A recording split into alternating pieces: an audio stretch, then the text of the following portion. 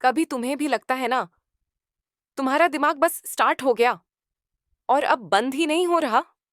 कोई छोटी सी बात हुई, किसी का एटीट्यूड, कोई मैसेज का रिप्लाई या फिर बस कोई रैंडम मेमोरी, और दिमाग फुल जूम इन मोड में चला जाता है। उसने ऐसा क्यों किया? मैं कुछ ज्यादा बोल गया क्या? शायद मैं ही इश्यू हूं। और फिर वही रील बार बार रिपीट होने लगती है, जैसे दिमाग खुद से लड़ रहा हो। Same thought, same scene, same guilt, non stop. तुम नॉर्मल दिखते हो, पर अंदर से पूरी मेंटल फाइट चल रही होती है। फोन उठाते हो कि ध्यान हटे, लेकिन उल्टा हर रील, हर क्वोट और हर सॉन्ग तुम पर ही अटैक करता है। नींद नहीं आती, क्योंकि दिमाग कहता है वेट, एक चीज और एनालाइज करनी है। सोचते सोचते एग्जॉस्ट हो जाते हो, फिर भी सोचते रहते हो। और सबसे खतरनाक बात, तुम्हें पता भी नहीं चलता कि तुम ओवर थिंकिंग कर रहे हो। तुम्हें लगता है तुम बस ज्यादा समझदार हो। लेकिन एक टाइम आता है जब समझ आता है, ज्यादा सोचना ज्यादा समझदारी नहीं होती, बल्कि वही सबसे बड़ी मेंटल ट्रैप होती है। और अब सवाल है, इससे बाहर कैसे निकला जाए? चलो इसे एक कहानी के थ्रू समझते हैं। एक ऐसी कहानी जो शायद तुम्हारी अपनी लग सकती है। अर्जुन, 24 साल का, decent job, okay social life, पर दिमाग 24/7 बैटलफील्ड। ऑफिस में कोई छोटी सी बात, मैनेजर ने हल्की सी टोन में कुछ कहा, बस उस मोमेंट से अर्जुन का सिस्टम हैंग हो गया। काम कर रहा था, पर दिमाग वही रिपीट कर रहा था। उसका टोन ऐसा क्यों था? क्या मैं सच में बेकार एम्प्लॉई हूं? सब मुझे लाइटली लेते हैं क्या? उसने फिर से वो सीन रीप्ले किया, बार बार, जब तक वो लाइन सिर्फ याद नहीं, बल्कि एक इमोशनल अटैक बन चुकी थी। उस दिन घर आके अर्जुन फोन स्क्रॉल कर रहा था। एक रील मिली, don't let others define you.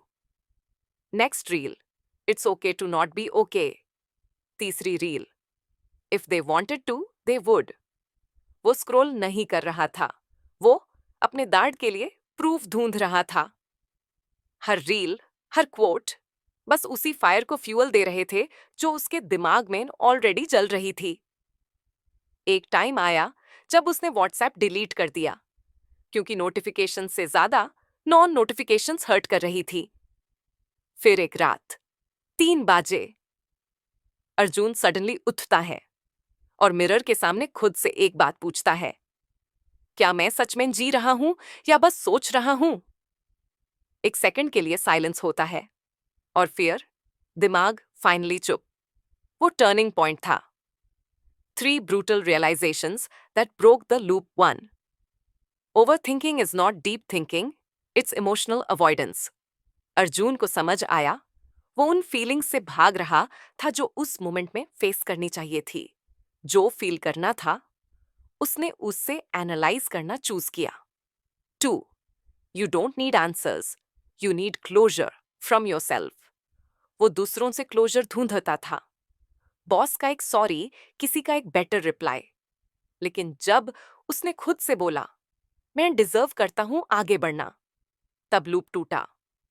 3. तुम्हारे थॉट्स तुम नहीं हो, तुम उनके ऊपर हो। वो रियलाइजेशन की तुम अपने दिमाग के मालिक हो, बस वो चाबी थी जो 5 साल पुरानी जेल का दरवाजा खोल सकती थी। और यूएस दिन के बाद अर्जुन ने हर थॉट को इंटरप्ट करना शुरू किया।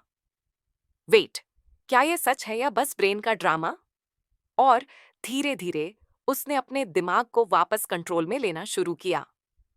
ये सिर्फ अर्जुन की कहानी नहीं थी, ये उन 90% लोगों की कहानी है जो थाके हुए होते हैं, बिना फिजिकल काम के, जो बिजी दिखते हैं, बट उनका दिमाग ओवरड्राइव में होता है।